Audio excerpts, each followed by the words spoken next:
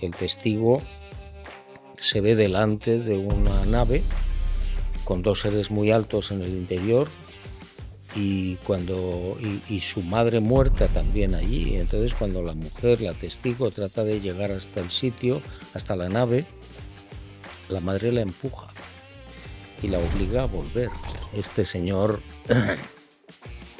yo creo que es un tonto peligroso y además no tiene en cuenta a los que verdaderamente saben y custodian el secreto del fenómeno ovni, que son los militares. Lo que es triste es que hayan pasado 50 años en blanco porque estaba contaminada la luna. Y no, lo triste es que no te hayan dicho la verdad. Eso es lo peor, claro. Ni te la van a decir, con bastante tranquilidad, porque he recibido mucha información.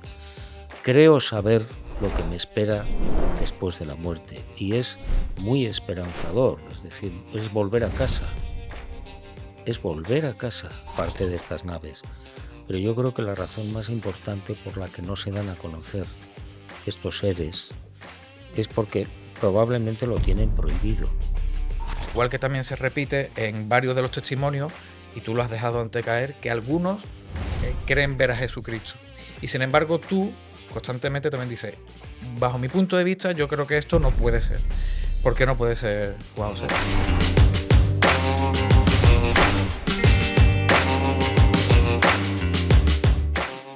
Si la vida a veces es tan hermosa, es tan fascinante, yo creo que es porque tiene esos enigmas y esos misterios que es lo que la hacen un poco más divertida. Sin embargo, hay una certeza que nos iguala a todos, que es la muerte, y aunque no sabemos qué es lo que encontraremos al otro lado, todo el mundo atravesaremos ese trance, tarde o temprano. Hoy tengo la fortuna de conversar con uno de los periodistas y escritores más leídos no solo en España, sino en todos los países hispanohablantes, que ha dedicado toda su vida al estudio de las experiencias cercanas a la muerte y nos acaba de regalar un libro titulado Dios es azul, que reúne nada más y nada menos que más de 100 testimonios de personas que han estado pues muy cerca de la muerte y han visto qué es lo que puede haber al otro lado. Juan José, muchísimas gracias por tu tiempo y por estar aquí con nosotros. Muy bien, muchas gracias a vosotros. Hay muchísima gente que quizá te conozca, por supuesto, por Caballo de Troya, por tu faceta y tu relación con Jesús de Nazaret y por el fenómeno OVNI. Pero no todo el mundo sabe quizá que uno de los primeros trabajos que se te acercaron en tu vida periodística fue trabajar y estudiar pues un caso de experiencia cercana a la muerte, ¿no? Pues sí, fue en el año 68, si no recuerdo mal. Yo estaba como reportero en el Heraldo, en Zaragoza, y en una típica espera periodística con otros compañeros, se me acercó un compañero en este caso de Televisión Española, y Miguel París, y me contó, no sé por qué, porque yo no había empezado todavía a escribir nada sobre esto. Me contó una experiencia que había tenido en el año 42 en Rusia. Bueno, él estaba en la División Azul y le mandaron llevar unos fulminantes desde un fuerte a otro.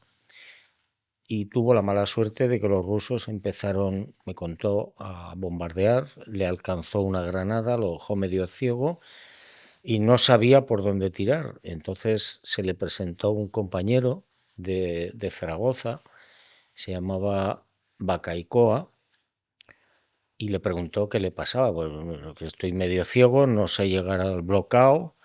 Y bueno, total, este hombre le llevó, le ayudó, lo dejó en el sitio y se fue.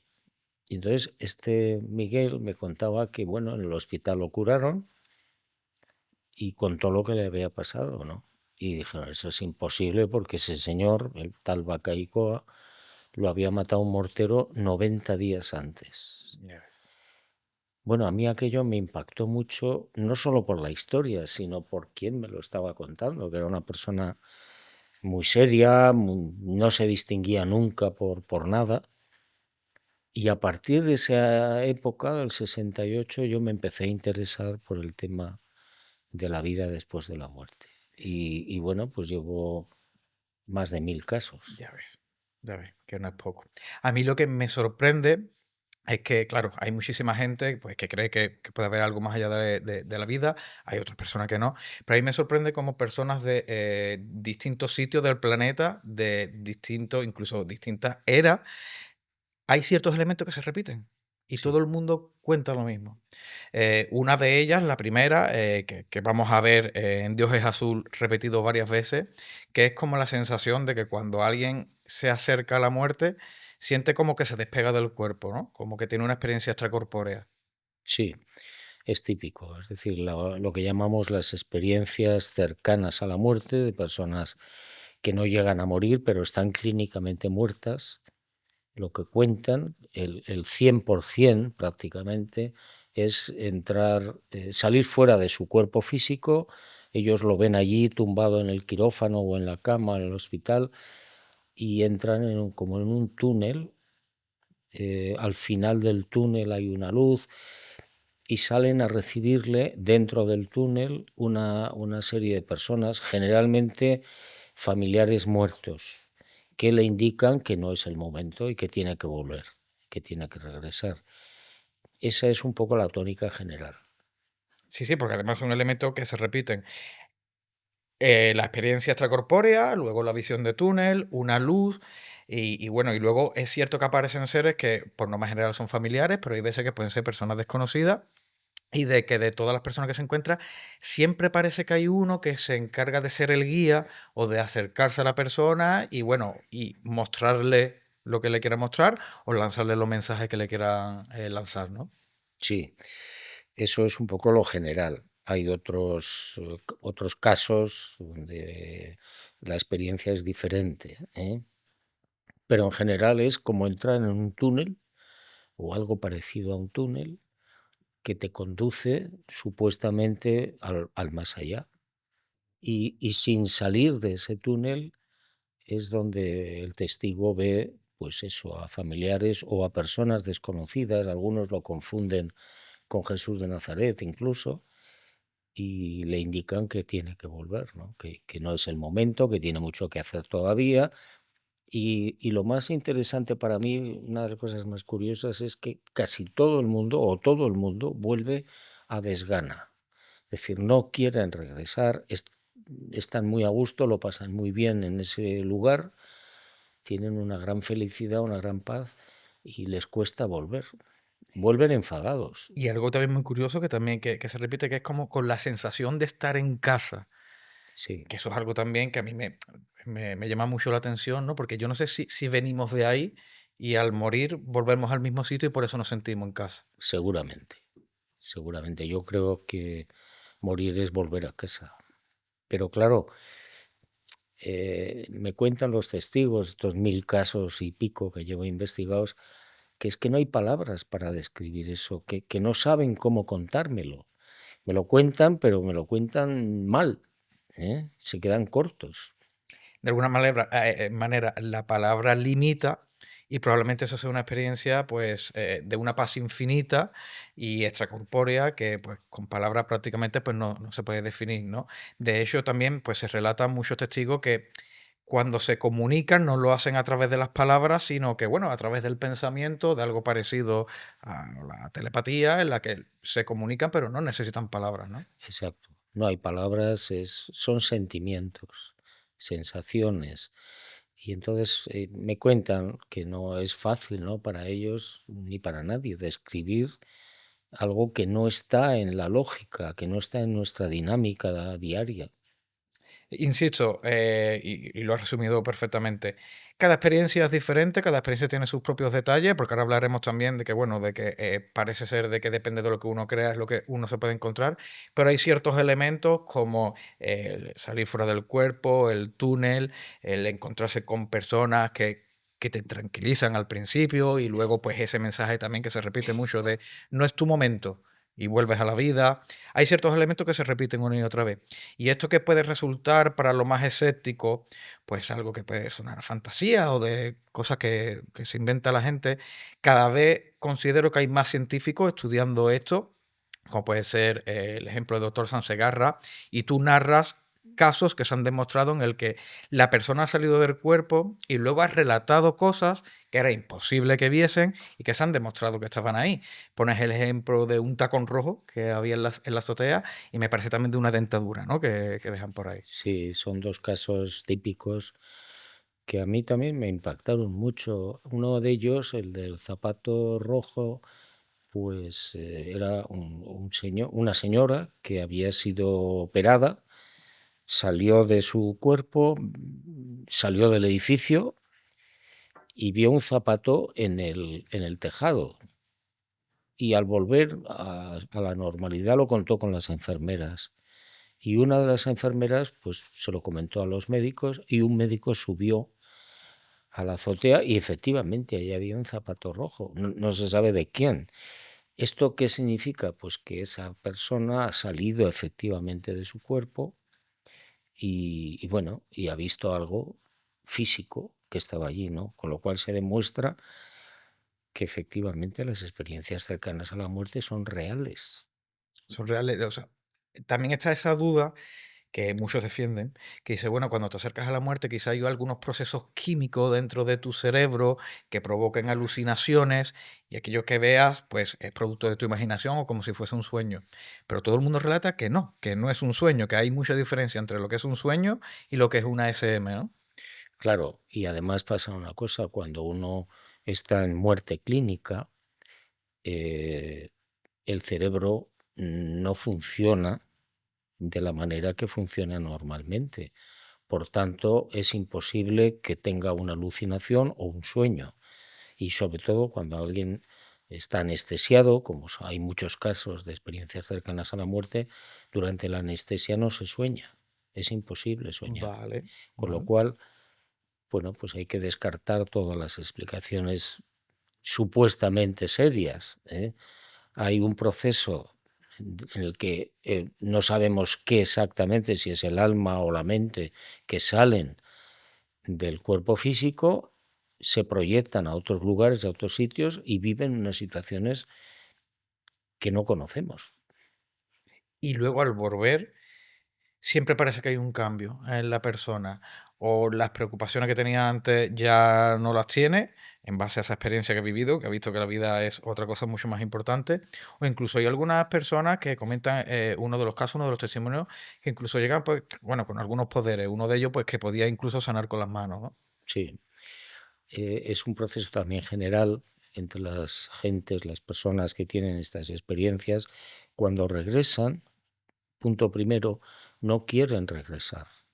eh, Se disgustan por regresar. ¿Por qué? Pues porque lo pasan muy bien allí, están felices, hasta el punto que uno de los testigos, una mujer de un pueblecito de Sevilla, al cabo de los años intentó suicidarse para volver a esa situación estupenda, ¿no? En la que había vivido.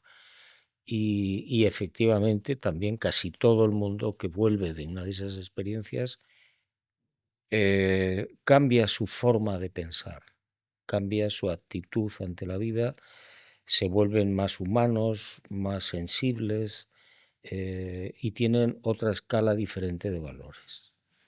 A lo largo del libro comenta también en varias ocasiones que de alguna manera cuando alguien experimenta una SM hay mucho teatrillo, al igual que puede ocurrir con el fenómeno OVNI. Y no sé si te refieres a que esos seres que nos dan el encuentro, pues de alguna manera lo hacen todo para que entendamos o para que nos sintamos cómodos en aquello que estamos viviendo. Muchas veces vemos pues ese empujón que te dan al final y te dicen, no es tu momento. O cuando nos rodean de imágenes que nos resultan familiares. ¿Es a eso lo que te refieres con el teatrillo? Bueno, es un poco una hipótesis, Vale. de trabajo porque no sabemos cuál es la razón, pero la verdad es que de repente el testigo se ve delante de una nave con dos seres muy altos en el interior y su madre muerta también allí. Entonces, cuando la mujer, la testigo, trata de llegar hasta el sitio, hasta la nave, la madre la empuja y la obliga a volver. Es decir, todo esto es muy extraño, ¿no? Es decir, A ver, ¿esto es teatro o es un montaje o obedece a la verdad? Si obedeciera a la verdad, nos encontraríamos con que el fenómeno ovni o parte del fenómeno ovni está íntimamente relacionado con la muerte. Yo conozco otros casos, uno de ellos, por ejemplo, en América, de un señor que tuvo un encuentro con estas naves y en una de las ocasiones vio a su abuelo muerto, hacía tiempo, rodeado de unos seres casi de 3 metros de altura, con unos vestidos luminosos. Y este testigo, este señor, le preguntó a su abuelo, le digo, bueno, ¿y estos seres quiénes son? Y le dijo, el abuelo le dijo, son los tatas que nos cuidan.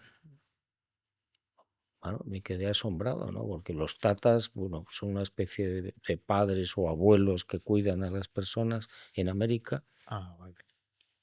Pero claro, este señor estaba muerto. Ya. Entonces, esos seres cuidan de los muertos. Y de hecho, también en muchas ocasiones, muchos testimonios, vemos como esos seres que se presentan en una SM muchas veces son altos, o miden varios metros, e incluso tienen los brazos alargados, que bueno, que si uno lo piensa un poco, puede recordar a esas descripciones que tienen muchas veces en el fenómeno OVNI cuando se ha visto algún ser vivo, ¿no? Sí, sí. Claro, por eso digo que a lo mejor el fenómeno ovni, o parte del fenómeno ovni, está muy, muy vinculado con el fenómeno de la muerte. ¿Por qué no? Claro, claro. Bueno, tú también, y además lo cuentas en el libro, hay fotografías. Tú has estado de alguna manera también cerca de la muerte porque te operaste a corazón abierto. Y no sé si puedes contarme qué fue lo que sentiste o si experimentaste algo. No, yo prácticamente no experimenté nada, salvo una sensación muy dulce, como cuando uno está a punto de dormirse en una siesta, esa sensación tan plácida, ¿no? Eso fue lo que sentí cuando efectivamente me cortaron una de las arterias del corazón y nada, era muerte en 5 minutos. Y entonces yo recuerdo al intensivista que estaba a mi lado hablándome sin parar para que yo no me durmiera, Vale. porque dormirse significaba pasar al otro lado, ¿no? Pero eso fue todo lo que yo sentí, ¿no? No viviste una experiencia cercana a la muerte en este caso. No, bueno, al menos yo no lo recuerdo. Vale, vale, vale. También hay otro elemento que se repite constantemente, que es que las personas ven una luz, al final del túnel hay como una especie de luz, o que a lo largo de la experiencia hay una luz constante que no deslumbra, a pesar de ser una luz bastante potente, y que todo el mundo tiene la certeza de que si atravesase esa luz no tendría retorno. Esa es la sensación general de los testigos. Tienen ese sentimiento, ¿no? Es decir, cuando atravesamos esa luz o llegamos a esa luz, otros ven una especie de cortina. Si atravesamos la cortina, pues sabemos que no hay regreso, que no hay retorno. Bueno, pues es posible, pero también es posible que todo eso sea también un teatro, Ya. para que el testigo se quede con las imágenes, ¿no? Y cuando lo transmita, que transmita esas imágenes. No tiene por qué ser siempre así. Ya, ya. Sin embargo, es como una especie de certeza que los que viven eso lo sienten así y ya está, ¿no? Yo aquí venía, pues, a prepararme la entrevista, porque a mí es un cuadro del Bosco que me encanta, que es del 1500 y se ve perfectamente cómo pinta ese túnel que describen las personas que han estado cercanas a la muerte. Pero es que tú en el libro hablas de que incluso ya de Platón hacía descripciones de lo que era una experiencia cercana a la muerte, ¿no? Por eso yo decía al principio que no se trata de una serie de historias que cuentan algunas personas de manera puntual, sino que a lo largo de la historia incluso se han repetido los mismos elementos de los que estamos hablando aquí.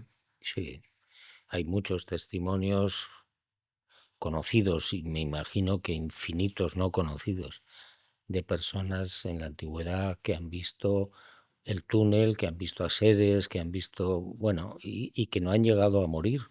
Entonces, lo han contado, lo han tomado como dioses, han tomado aquello como no se sabe qué, Pero claro, estamos hablando, pues, del 300, 400 antes de Cristo. Claro, claro. Con lo cual, eso es una constante. Es decir, la persona que está clínicamente muerta, que no llega a morir, que tiene una experiencia cercana a la muerte, está contando lo mismo hace 400 años antes de Cristo y ayer. Sí, sí, que parece algo que se está poniendo de moda, el tema de las SM con la llegada de las redes sociales, que no, que esto es un fenómeno que se lleva describiendo desde hace miles de años. Y es así, Sí, y es sí. así. Y bueno, me imagino que habrá infinidad de testimonios que se han perdido. ¿M? Claro, por supuesto. Y gente que no lo ha contado por vergüenza, que me traten como un loco, como... Y es así, ¿no? Es una lástima, pero seguro, seguro que hay muchos así. A lo largo de la historia, esto se ha repetido, al igual que también se repite en varios de los testimonios, y tú lo has dejado antecaer, que algunos creen ver a Jesucristo. Y sin embargo, tú constantemente también dices, bajo mi punto de vista, yo creo que esto no puede ser. ¿Por qué no puede ser, Juan José? Bueno, yo simplemente es una hipótesis, ¿eh? Yo no estoy seguro de tener razón, pero bueno, yo supongo que Jesús de Nazaret o el Micael, su verdadero nombre, como Dios creador de nuestra galaxia, pues tiene cosas mejores que hacer, que presentarse eh, no sé, a las puertas de la muerte a cada ser humano. Si ahora somos casi 8.000 millones de personas que vamos a morir, por supuesto, pues no me lo imagino presentándose en cada caso, ¿no? Eh, puede ser otro personaje, no sé, un ser luminoso, que alguien confunde con el maestro, por supuesto, pero yo dudo, tengo dudas de que sea él. Además que hemos también atravesado, bueno, la Semana Santa hace relativamente poco. También te he oído en otras entrevistas que a ti no te hace especial gracia, pues que siempre constantemente se recuerde o se utilice la imagen de Jesucristo crucificado, porque hay otras muchas mejores maneras de recordarle. Pues sí, bueno, yo creo que eso, a ver, es un tema, no quiero criticar a nadie, pero es un tema de mal gusto. Es decir, si hay que recordar a una persona querida o a un familiar o a un amigo, siempre procuramos recordarlo de otra manera, ¿no? Sonriente en su mejor momento y no colgado de un madero de la cruz. A mí eso me parece, repito, de muy mal gusto. Los crucifijos en las iglesias deberían estar prohibidos. Y sin embargo es el icono de la iglesia, el sufrimiento de Bueno, Cristo. pues es un error. Pienso yo que es un error. Jesús vivió casi 36 años y tuvo infinidad de momentos en los que se reía, en los que tenía muy buen sentido del humor y estaba feliz. ¿Por qué recordarlo en su último momento colgado de una cruz? O sea, para mí no tiene demasiado sentido, ¿no? Sí, sí, sí, sí, sí, yo estoy totalmente, totalmente de acuerdo. En base a todos los años que has investigado el caso de Jesús de Nazaret a través de Caballo de Troya, con toda la información que te ha llegado, ¿cómo crees que pudo ser Jesús de Nazaret? Bueno, yo me lo imagino como un individuo muy alto para la época, 1,81 m, muy cercano, muy próximo, muy humano. No tenía nada que ver con la imagen que nos presenta la religión de un ser, de un Dios castigador, porque no lo era, ni lo fue, ni lo es, ni lo será nunca. Era un ser benévolo, un ser familiar, repito, muy cercano, muy preocupado por que la gente saliera de la oscuridad, no por redimirnos de nuestros pecados, eso es mentira, no vino a eso. Y por supuesto lo veo como un amigo, ¿no? A mí hay una de las partes de su vida que me interesa muchísimo, que son esos 40 días que pasó en el desierto. Yo muchas veces, desde el desconocimiento, pues me imagino a un Jesús con una vida relativamente normal, bastante curiosa con sus inquietudes, y que en esos 40 días que se dice de ayuno o de soledad, de aislamiento, pues en meditación profunda o en un estado de, pues, de soledad, de autoconocimiento, pudo llegar a algo parecido a la iluminación y desde entonces volver siendo Jesús, Jesucristo, Jesús de Nazaret. ¿Esto es una posibilidad o no tiene nada de Mira, fundamento? a ver, por lo que yo he podido estudiar y por la información que he recibido, sobre todo la que aparece en los caballos de Troya, los evangelios canónicos son un naufragio. Están manipulados. Se nos ha contado mentira tras mentira.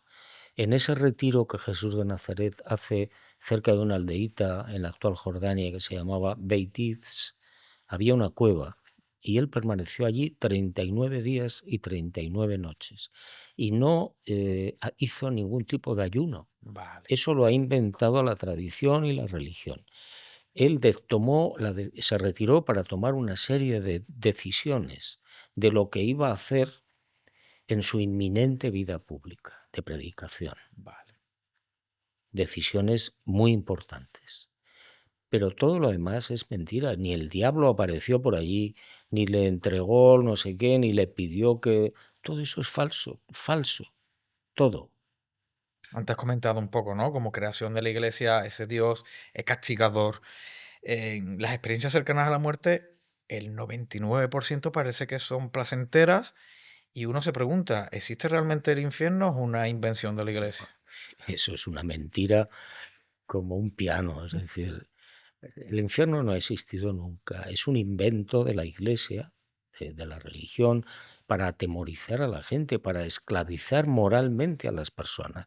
Y si no eres bueno, si no cumples las normas de la Santísima Madre Iglesia Católica, irás al infierno o al purgatorio o al limbo, que no se sabe qué es.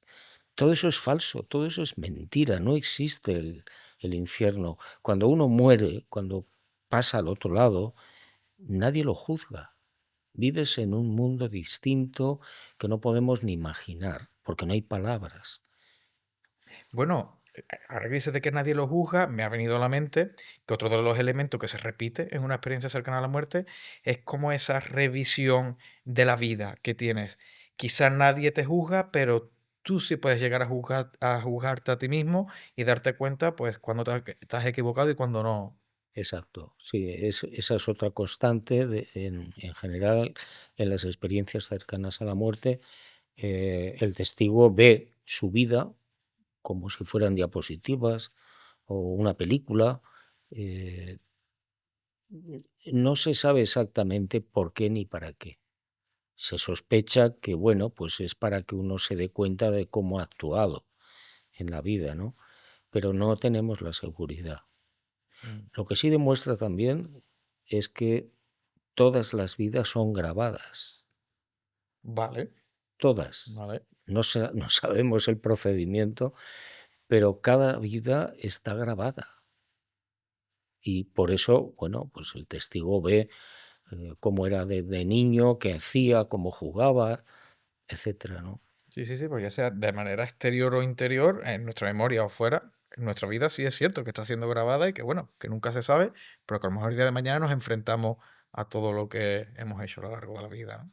La verdad que es algo curioso, es algo que es difícil de entender, pero estoy convencido de que cuando nos veamos ahí nos van a llegar demasiadas certezas en que nadie nos lo explique, nadie nos lo tiene que explicar, sino vamos a tener la sensación de volver a casa y de ver pues que muchos de los elementos en los que nos hemos preocupado a lo largo de la vida probablemente no eran tan importantes. Claro, y otros sí. Y otros sí. Y otros sí. Efectivamente. Entonces, es que el problema de la vida terrenal es que pierdes conciencia, olvidas de dónde vienes, por lógica, para no descafeinar la aventura, y por tanto, pues no le das, no evalúas correctamente lo que tienes que evaluar. Es decir, a veces las pequeñas grandes cosas son muchísimo más importantes que los grandes desafíos, ¿eh?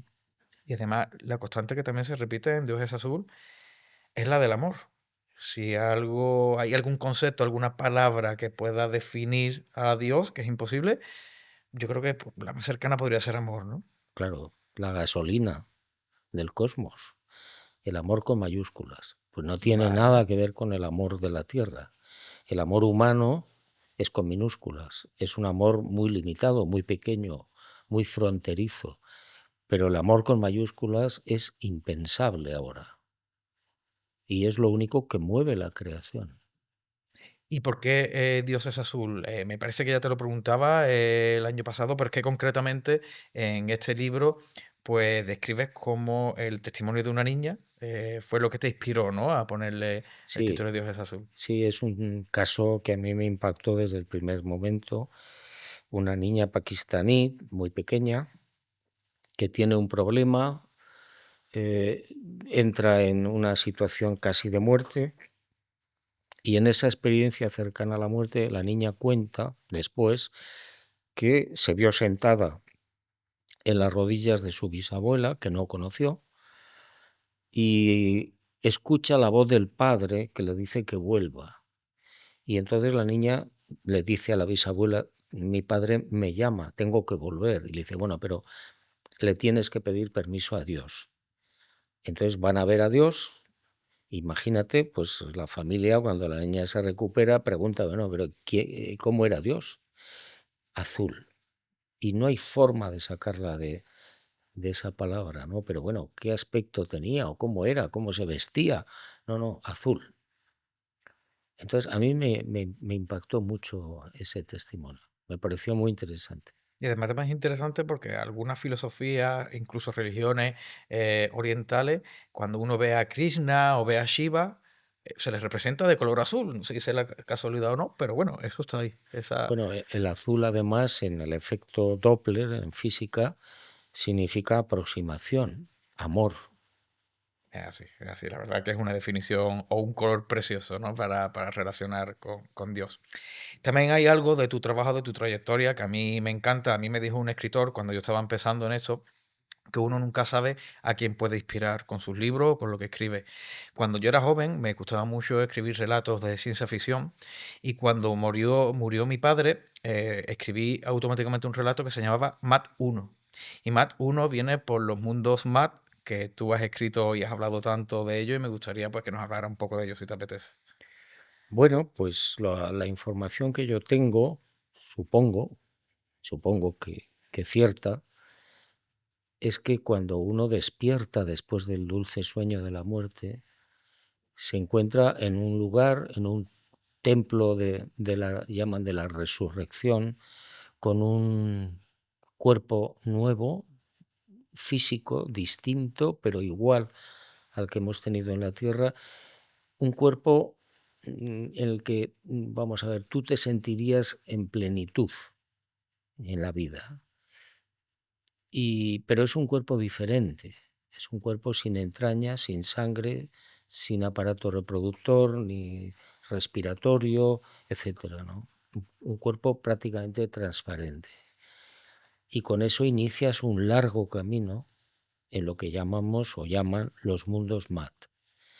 El primero, en el que tú despiertas, bueno, pues te vienen a buscar tus familiares muertos, tus amigos muertos, e inicias un proceso de reconversión para anular todas las taras y vicios que has podido tener en la tierra.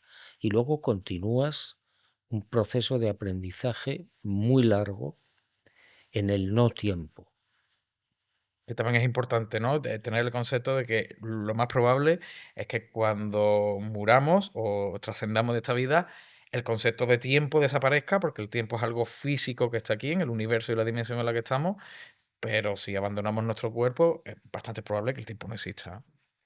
Sí, es otra historia difícil de entender Por ahora, ¿no? supuesto, claro.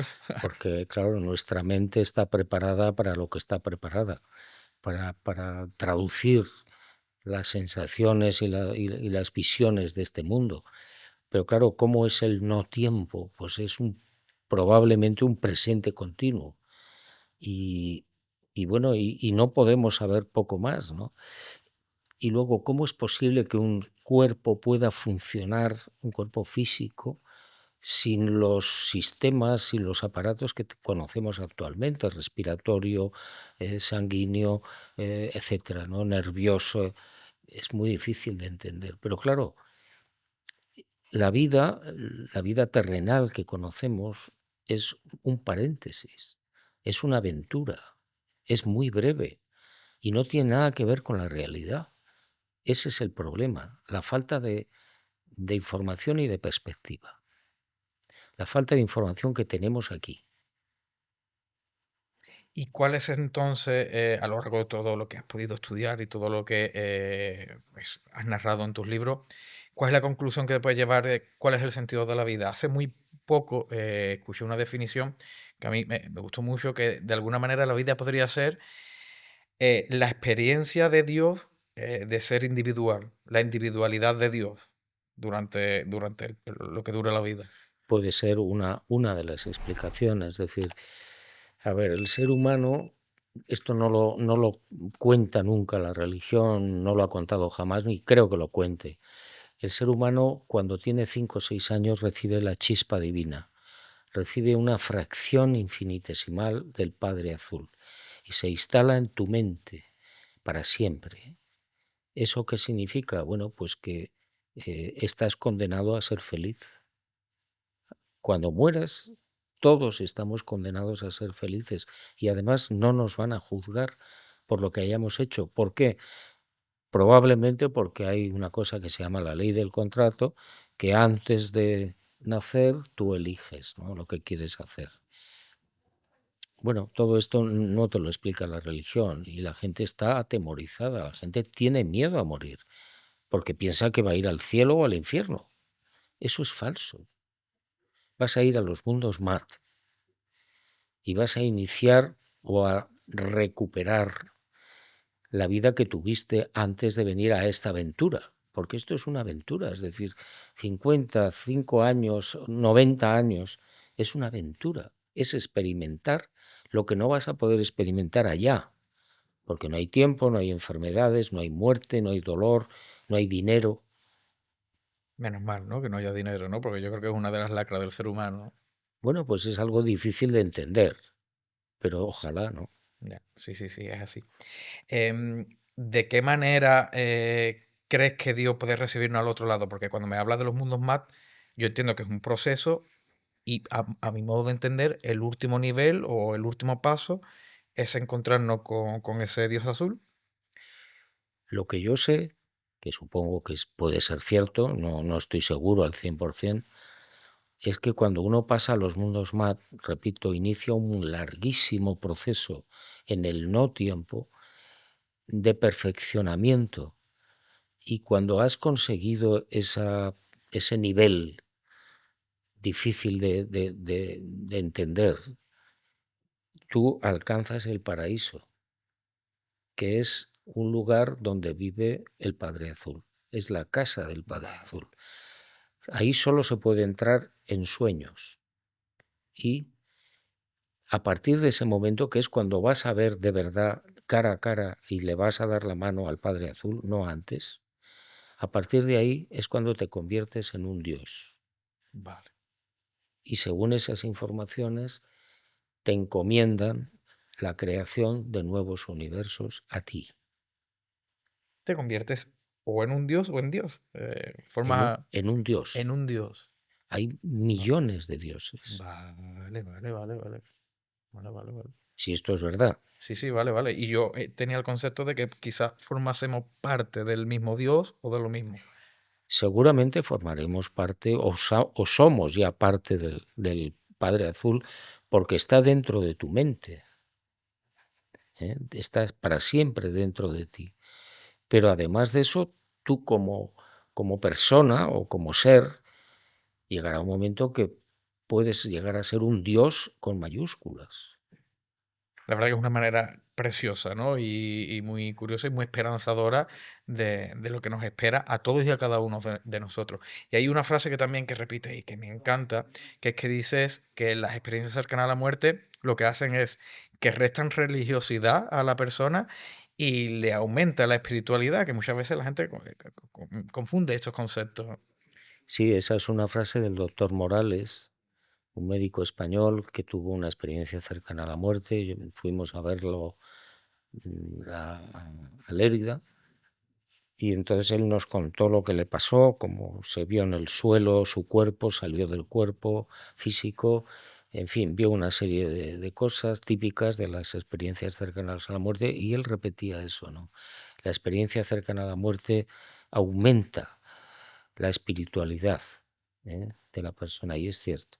Y probablemente deseche, pues, no sé si la fe, pero sí esa ceguera que se tiene muchas veces con las religiones y ese dogma cerrado en el cual solo quiero ver esto y todo lo demás no existe.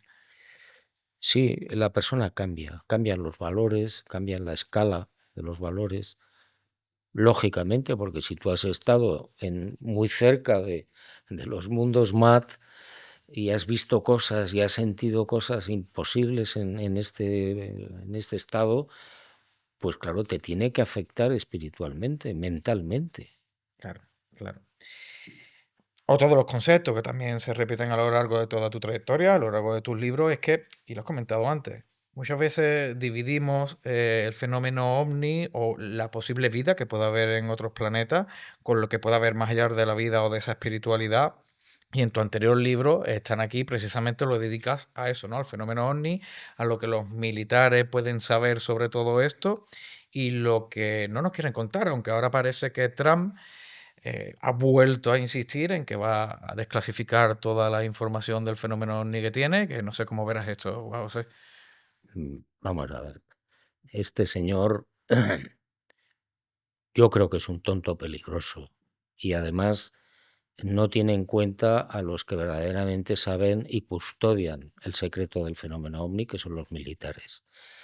Ningún presidente de los Estados Unidos ni de ningún otro país han podido hacer absolutamente nada para revelar el tema o el secreto del fenómeno ovni si no lo aceptan los militares, que son los que saben y los que lo custodian.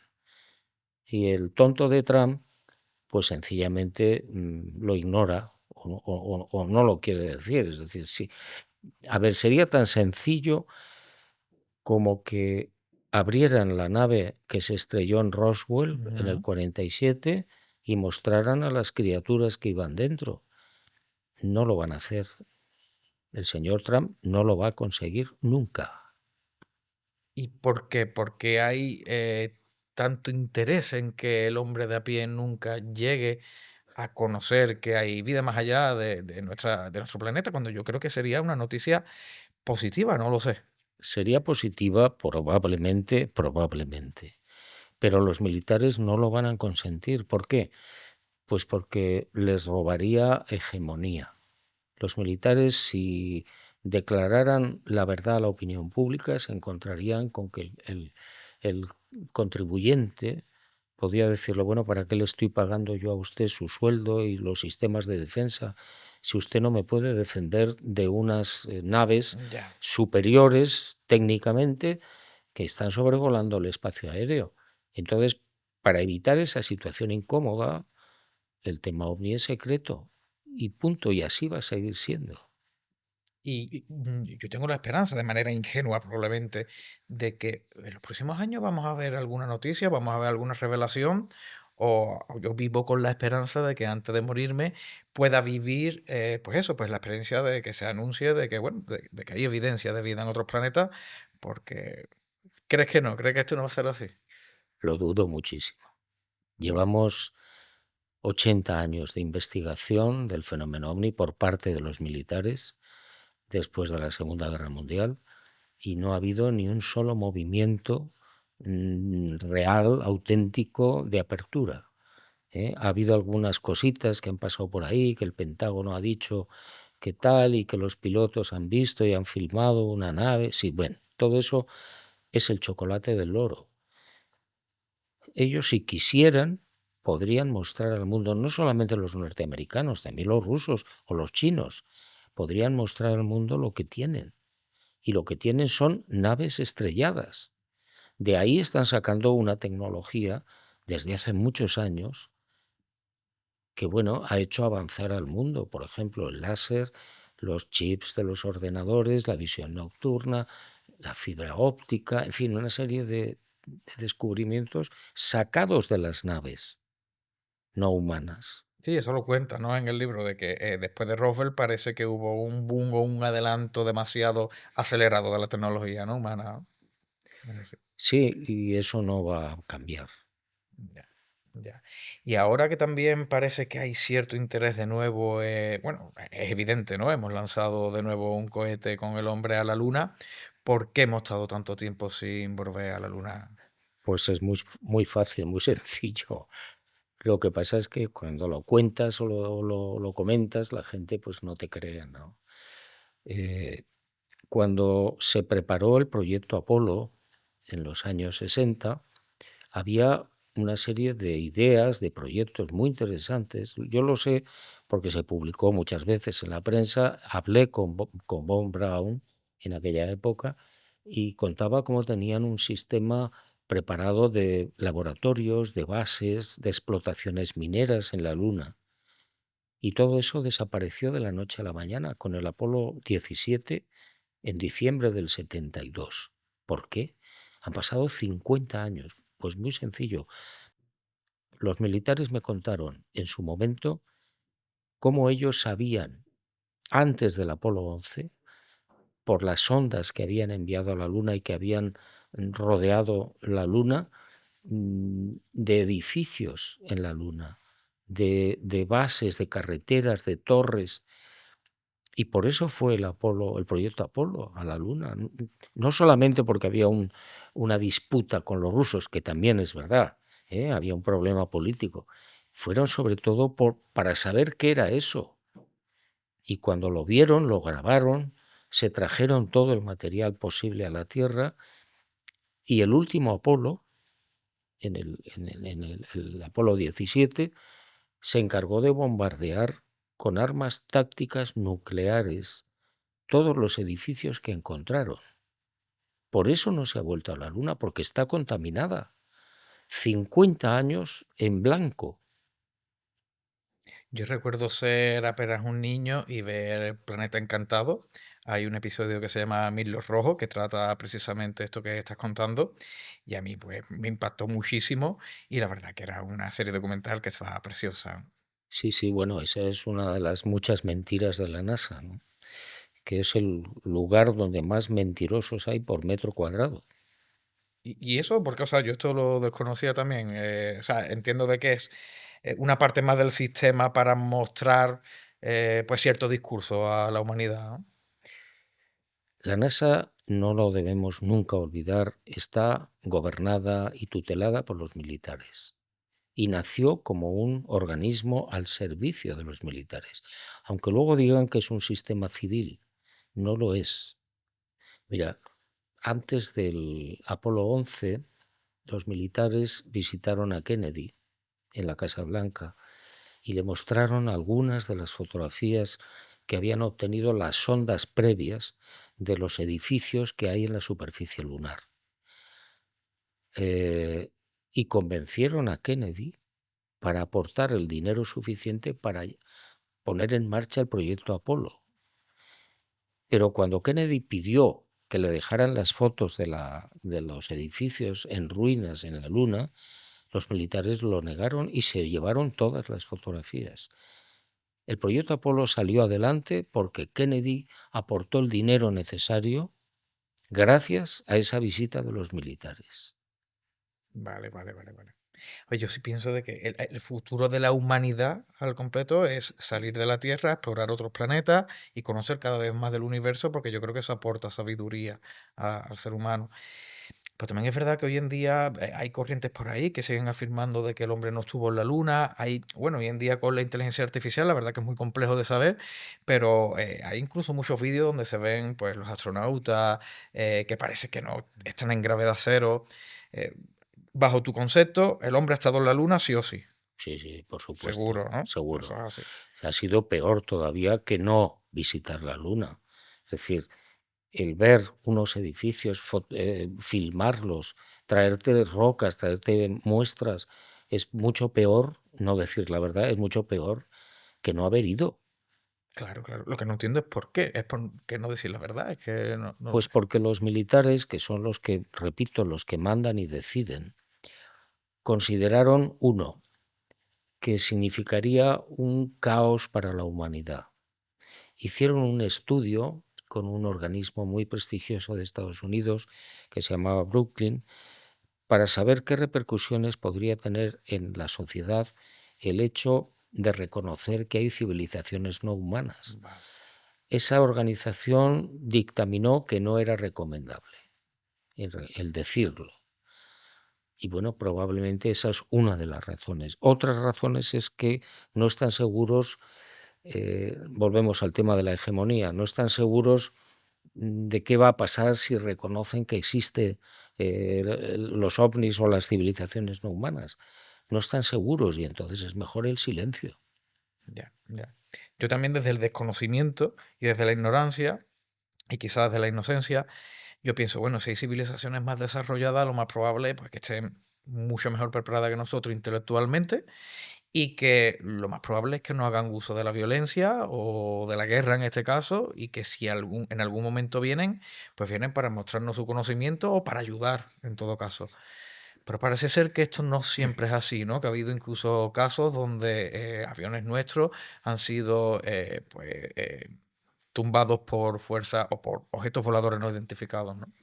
Sí, hay muchos casos de agresiones, no justificadas por parte de estas naves. Pero yo creo que la razón más importante por la que no se dan a conocer estos seres es porque probablemente lo tienen prohibido. De la misma manera que nosotros metimos la pata en la conquista de América, o los ingleses, o los belgas, o los alemanes en las conquistas de la India o de África, etcétera, eh, ellos tienen prohibido manifestarse oficial y públicamente, porque significaría sembrar el caos en la tierra, retrasar o anular nuestro sistema evolutivo. Eh, Imagínate que una civilización que baja públicamente con la televisión y reconocen, bueno, pues los llevamos 1 millón de años de ventaja y Dios existe, pero las religiones son un fracaso, son un naufragio.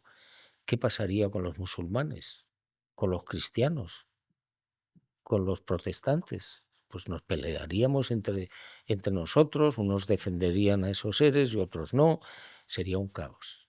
Claro, y yo pienso que al contrario, que la gente diría, bueno, pues si esta es la verdad, vamos a hacernos de verdad la idea de que somos todo parte del mismo planeta, de que somos parte de la raza humana, vamos a unirnos todos, pero probablemente no sería así, ¿no? No sería así. No, No estamos preparados todavía quizá y a lo mejor es por eso, por lo que no se muestran ahora, ¿no?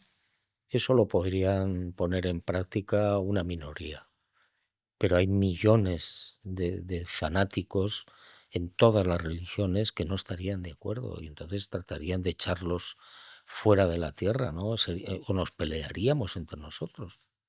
Ya, ya. ¿Y a dónde crees que va encaminando entonces esta nueva operación de la Luna? Yo no tengo ahora una información directa porque he perdido el contacto con los militares que me informaban, en parte porque todos están muertos, pero sospecho que este viaje último que ha habido a la cara oculta tendría seguramente una intencionalidad doble o triple. Una, ver cómo está la situación, es decir, se puede bajar, Vale. ha desaparecido la contaminación nuclear. Bueno, y segundo, pues si eso es así, programar un descenso de los astronautas en la superficie lunar a breve plazo de tiempo. Eso lo vamos a saber enseguida. Eso lo vamos a saber muy rápido, porque van a anunciar, bueno, pues para tal fecha programamos un aterrizaje, un alunizaje. Sí, por lo visto la intención es hacer allí una base en la Luna y que, bueno, que sea el próximo paso de la humanidad, porque desde allí pues resulta mucho más económico lanzar cohetes por la gravedad, ¿no? Y bueno, ojalá Pero lo que sea es así. triste es que hayan pasado 50 Ya, años ya. en blanco, porque estaba contaminada la luna. Y no, lo triste es que no te hayan dicho la verdad, Eso es lo peor, claro. ni te la van a decir. Ya. Esa sensación, ¿no? De que siempre están ocultando algo y que no nos cuentan, que no somos partícipes de la realidad. El hombre de a pie no sabe lo que se mueve detrás de los despachos. Es así. no. Bueno, Dios es azul, es tu último libro, trata sobre qué es lo que puede haber más allá de la vida. eh, Reúnes 101 testimonios, pero es que hace también relativamente poco, eres un autor que publica muchos libros, publicaste Estoy bien, tras la muerte de mi padre fue un libro que me ayudó muchísimo, y aquí tratas la muerte desde otra perspectiva, porque aquí son personas vivas que ven a seres que han muerto en esta misma realidad. ¿Cómo casan esas dos ideas? Bueno, las experiencias cercanas a la muerte yo diría que es un anticipo, ¿eh? Es un ver, asomarte a lo que hay al otro lado y volver. Y en el caso de Estoy bien, pues son testimonios de personas que han visto físicamente, que han hablado y que han tocado a sus familiares o amigos muertos, muertos hacía mucho tiempo, Tocado, o sea, tocado, vale, vale, tocado, vale, vale. abrazado. Vale. eh, Incluso hay casos de personas que se asustan al ver a esa persona muerta en su habitación y tratan de golpearla, de darle puñetazos. Pero me contaba uno de ellos que cuando trataba de golpearlo, el puño lo atravesaba al abuelo. Eh, entonces son dos estadios distintos. Las experiencias cercanas a la muerte es lo primero de lo primero, es decir, es asomarte un poco a lo que te espera.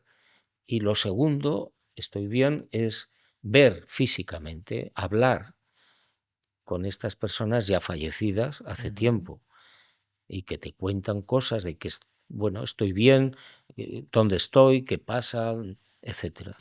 Al final, mensajes tranquilizadores y que te cuentan que, bueno, que estoy bien, que donde estoy puede ser mejor, seguramente sea mejor de donde estás tú. Así que tranquila, vive la vida, disfrútala, que por mí no te preocupes, que estoy bien, ¿no? Ese suele Sí, ser el mensaje, ¿no? Que uno encuentra. sí, no llores, no tengas pena, porque estoy estupendamente, es decir, y además dan detalles de que han adelgazado, son más jóvenes, no tienen problemas, no tienen enfermedades, etcétera. Sí, siempre se muestran como en el mejor momento de la vida, ¿no? El momento de plenitud, una juventud madura, pero Sí, en buen momento, en buen momento. el mejor.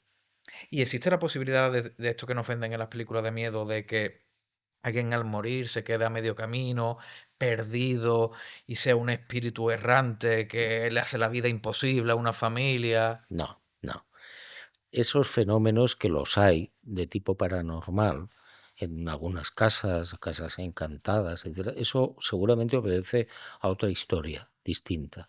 Pero en el momento de la muerte, por la información que yo tengo, todo el mundo, absolutamente todo el mundo, va derecho y directo a los mundos mat.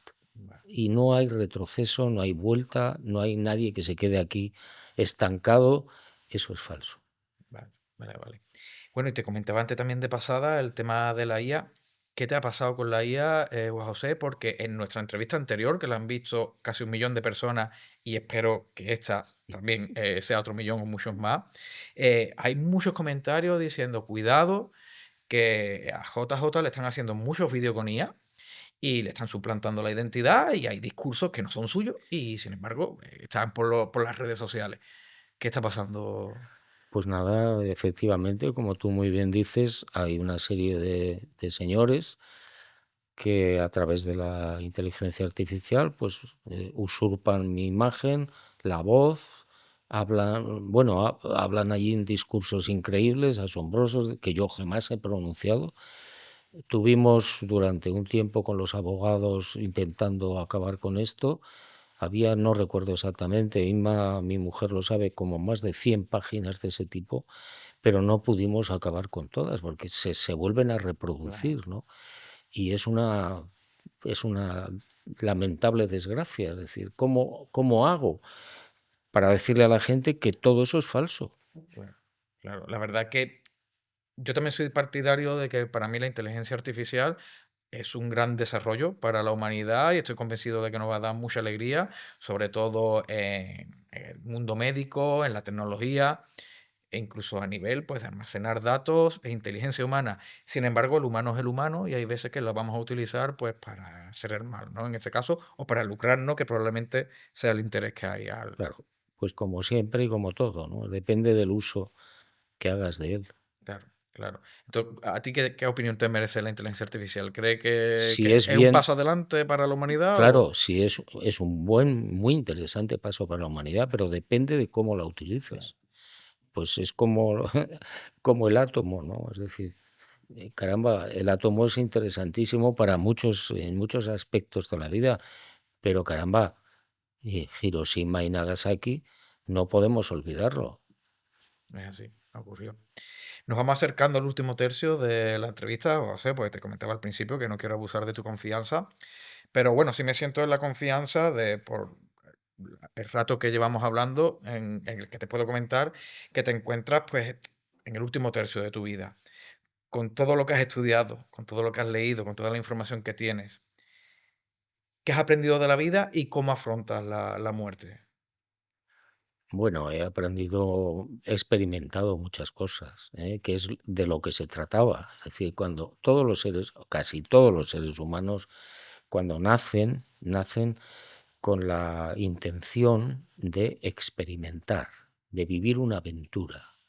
En muchos aspectos es una cadena de experiencias, de todo tipo, buenas, malas, regulares. Y eso yo creo que lo he cumplido casi. Efectivamente, estoy en el último tramo, no cabe la menor duda, tengo 80 años. Y bueno, pues, ¿cómo me voy a enfrentar a ese momento? Pues supongo que con bastante tranquilidad, porque he recibido mucha información. Creo saber lo que me espera después de la muerte y es muy esperanzador, es decir, es volver a casa, es volver a casa.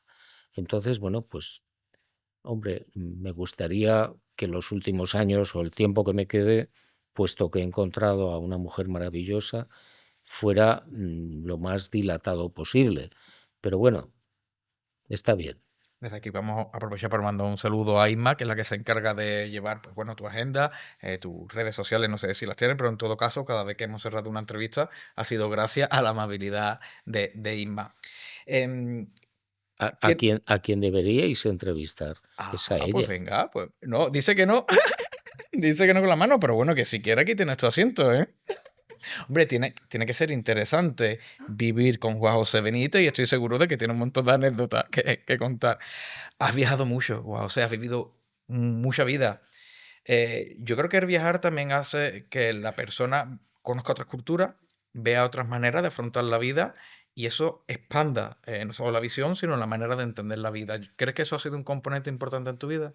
Sí, muy importante. Yo incluso en algún momento lo he escrito por ahí, de que viajar debería ser obligatorio y debería ser por cuenta del Estado, ¿eh? Ojalá. Porque viajar, en principio, lo que hace es que te ensancha la mente siempre y, sobre todo, lo más importante para mí es que te hace tolerante. Viajar significa conocer otras personas, conocer otras culturas, otros lugares, otros paisajes, otros paisanajes, y eso siempre enriquece. Entonces, viajar es importantísimo. Y la gente que no puede viajar por las razones que sean, pues están muy limitadas. Hay experiencias cercanas a la muerte que cambian la vida y hay viajes que también pueden llegar a cambiarte la vida por eso, porque ves otra manera de entender las cosas, echas la ficha atrás y dices, yo creo, toda la vida he preocupado por esto. Y es así, yo lo veo también bastante inspirador y lo veo un elemento fundamental en la vida. Aquí en España no se habla de la muerte. Parece que es un tema tabú que siempre está ahí y cuando alguno de nuestros familiares muere, lo que se ve en los tanatorios es una tristeza, es que la gente llora. Y sin embargo hay otras culturas donde la muerte prácticamente se celebra, ¿no? Sí, hay culturas, yo recuerdo en las selvas americanas, donde cuando muere alguien, lo que hacen es celebrar una fiesta, ¿eh? Y cenan y comen y se emborrachan de alegría. Bueno, yo en mi testamento he dejado por escrito lo que quiero que se haga cuando yo pase al otro lado. Ah, sí. Sí, sí, y además En el testamento está como obligatorio, a saber, nada de funerales, nada de sacerdotes, nada de curas, nada de iglesias, una fiesta por todo lo alto, para eso dejaré el dinero, Ah, qué bien, qué bien. Qué bien, qué bien. y sobre todo que piensen que estoy mejor que ellos. Vale, vale, vale. Bueno, aún así eres consciente de que habrá muchísima gente que te echará de menos porque yo diría que te conoce medio planeta, Juan José, y que tiene, y que recibes mucho cariño por parte de la gente que te lee y que lleva siguiendo tu trayectoria. Bueno, lo más importante ahí es que sigan leyendo los libros, Eso es lo más ¿eh? importante. Lo Eso, más, eso es yo no cuento, el mensajero no cuenta. siempre has defendido de que es información que has recibido y que tú compartes. Claro, lo importante es el mensaje. Aún así, eres un excelente narrador. Bueno, la gente no me conoce. Vale, bueno, será eso, pero yo he leído muchísimo de tus libros y el oficio de la escritura lo dominas a la perfección, eres muy buen narrador. No, que va, que va. Sí, sí, sí, sí, Me lo es. cuesta muchísimo. No, sí, lo Lo es. mío es dibujar. Bueno, es verdad, siempre lo has dicho, que siempre tu ilusión era ser pintor o dibujante, ¿eh? Mi ilusión era haber sido Miguel Ángel. Bueno, pero en tus cuadernos de campo sí que aprovechas para hacer muchos dibujos. Sí, pero Miguel Ángel, el puesto estaba ocupado. Claro, claro, solo hubo uno, ¿no? Es que quieres ser el mejor. A ti no te vale con ser dibujante, pintor, no. Tú quieres ser Miguel Ángel, tú quieres ser el mejor. Quería ser, pero luego me di cuenta de que estaba ocupado y no, Bueno, te has convertido en uno de los mejores periodistas o escritores de la actualidad o de las últimas décadas. Sí, no. pocos escritores hay que vender tantos libros como tú, Juan José, y eso Bueno, es así. fíjate, ten en cuenta que yo llevo, mi primer libro salió en el 75, llevo 50 y no sé cuántos años escribiendo y nunca, jamás me han hecho una crítica seria. ¿Cómo? Nunca. Y yo rezo ahora para que no me la hagan. Vale, vale. O sea, te refieres a que quizá por los temas que has tratado, el sector, no sé si de la crítica profesional o editorial, nunca te ha hecho una crítica narrativa, en este caso, o de tu estilo. Jamás. Es decir, hombre, uno espera que sale un libro y alguien te haga una crítica positiva, constructiva. No tiene por qué ser buena, pero constructiva. Nunca. Y llevo 70 libros. Dios es azul es el número 70 publicado. Bueno, y otros tantos que tienes escritos, ¿no? Sí, Y sí, he visto por ahí que incluso tienes tus memorias escritas. sí. Que han sido rechazadas por la editorial. ¿Y por qué? Las explicaciones que me han dado, que, bueno, las creo a medias, es que, bueno, pues algunas personas podrían demandar. Hostia, en serio. No, Vale. no lo creo. Pero en todo caso, considero que las publicará tarde o temprano, aunque a lo mejor tenga que eliminar esos nombres o tenga No, que... no voy a eliminar nada. Yo pienso que las memorias siempre tienen que obedecer a la verdad o a la verdad que el autor considera y no cambiar nada porque te vayan a demandar. Ya, ya. Hombre, evidentemente esa debería ser la actitud de todo escritor, pero bueno, en la actualidad no todo el mundo funciona así, no todo el mundo tiene esa personalidad tan fuerte y muchos tragan por esas recomendaciones editoriales, ¿no? Porque las editoriales muchas veces tienen miedo a esas denuncias o a esas demandas porque no sé, que Así así, es. Es así decir, yo funciona. entregué las memorias hará unos 2 o 3 años terminadas, 5 libros y 5 libros. 5. Madre Y me mía. dijeron que cambiara esto y que cambiara aquello. Dije, no, no voy a cambiar nada. Y están en mi casa, Se publicarán seguro. Bueno, sí. no sé, Se no publicarán tengo ni seguro, yo idea. estoy convencido que sí. Aquí siempre regalamos un libro al final de la entrevista, pero como siempre, Antonio, se me ha olvidado que lo tengo por ahí en la maleta. ¿Cuál es tu ritmo de escritura en este caso? Entonces, porque hablamos de que por año estás publicando 2 a 3 títulos y tienes otros tantos escritos. eh, Ahora mismo creo que hay escritos no publicados 43. 43 sin publicar. Sí. ¿Y qué piensas hacer con eso? nada, guardarlos. No, hombre, Y eso supongo nunca se que, puede perder. y supongo que Inma, que espero que sobreviva, pues será la Vale, responsable de vale, la publicación o no de esos libros, de acuerdo con la editorial o las editoriales. vale. Pero bueno, yo sigo trabajando exactamente igual que si tuviera 20 años. Es decir, me levanto temprano, me pongo a escribir y por la tarde corrijo o sigo estudiando, leyendo, preparando. Vale, vale, vale. O sea que más que un oficio que hagas por obligación, la escritura se ha convertido en parte de tu vida Sí, y no es ningún obstáculo. sí, sí. No, no me gusta escribir, pero es parte de mi vida. ¿No te gusta No, escribir? no, a mí me gusta dibujar. ¿Y sigues dibujando? ¿Dibujas Sí, por sí. placer? Ah, vale, vale, No, bien, yo bien. dibujo, sobre todo cuando escribo un libro de investigación, Ujú. si puedo, hago mis propios dibujos Sí. Están aquí, no sé si se podrán ver, que están en el cuaderno de campo. también, sí, Casi todos los testimonios van con varias fotografías, una varias fotografías y algún dibujo de campo, que ahora mismo no voy a encontrar, pero está repleto. Y además, te lo comento fuera de cámara, es un libro que se lee súper fácil porque hablamos de 101 casos, de nuevo el 101, eh, que cada testimonio son, pues, 3 páginas el más largo.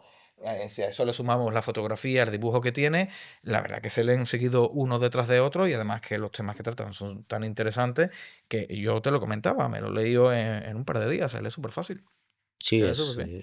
bueno, yo he hecho una selección porque hay muchísimos casos, ¿no? Y he acompañado, pues eso, con imágenes, con dibujos, y siempre que tengo un libro, como están aquí, por ejemplo, pues yo, si puedo, hago un dibujo, un esquema de lo que cuenta el testigo, ¿no? Y bueno, pues me siento feliz cuando dibujo, es diferente, ¿no? Me siento de otra manera. No, no corre el tiempo. Vale, vale, vale. Sí, al final en esa creatividad donde el tiempo se para, te concentras solo en eso. Y es curioso, ¿no? Que te lo dé el dibujo. Estoy convencido de la escritura, también te lo habrá dado en algunos momentos, pero es el dibujo lo que te hace sentir así. Sí, yo me decidí a ser periodista mientras estaba pintando un mural en el colegio. ¿Así? Entró un hermano marista, profesor de literatura, yo estaba pintando un mural y me dijo, ¿tú quieres ser periodista? Era profesor de literatura, algo vio, Si eran algunos trabajos o algo que sí. hiciera. Y entonces yo sin mirarle le dije, ¿eso qué es? Me dijo, hombre, contar la verdad. Bueno, dile a tu padre que venga a verme. Mi padre fue a verlo y nada, algo no sé lo que hablaron porque no me lo contaron. Y mi padre me buscó una beca y hice periodismo, sin saber dónde me metía. Ya ves, ya ves. Y además que lo que has dicho es la definición del periodismo, que es el periodismo, contar la verdad. Pero parece que eso a día de hoy No, cada vez se hace menos. no, muy poco. ¿Qué le dirías a un joven estudiante de periodismo ahora mismo? ¿Le animarías a estudiar esa carrera? ¿Le animarías a que se la tomase a su manera y no lo que le enseñen en la carrera o en la universidad? Si verdaderamente tiene la vocación de ser periodista, adelante, a pesar de todo y de todos. Se va a encontrar después, como me encontré yo, al entrar en los 5 periódicos donde trabajé, con situaciones aberrantes, ¿no? Donde lo que prima es el dinero y la influencia política o religiosa. ¿Cree, por lo que has comentado antes del tema de la crítica, cree que dedicarte al periodismo de manera profesional y haber tratado los temas que has tratado han sido un obstáculo o te han menospreciado de alguna manera por tratar temas que suelen ser, pues bueno, pues mira, este hombre habla de naves espaciales, habla de espíritu. ¿Crees que eso te ha afectado negativamente a lo largo de tu carrera o te sientes bien al haber contado la verdad y lo que has visto a lo largo de tu vida? No, para mí fue, yo lo he visto después, ¿no? Con la perspectiva de los años.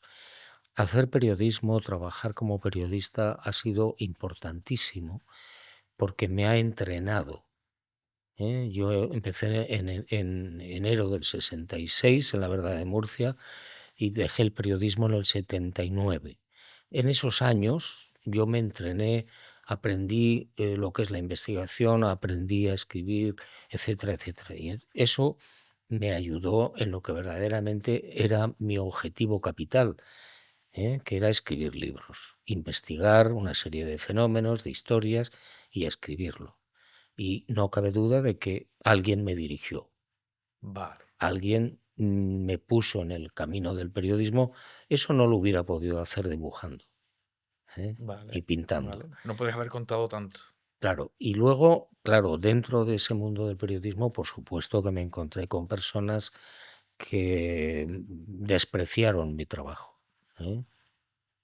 Pero bueno, aquí estamos, Juan José, sentado tantos años después. El libro de regalo. Muy bien, Si te muchas gracias. apetece abrirlo, es de una escritora que ha pasado también por el podcast.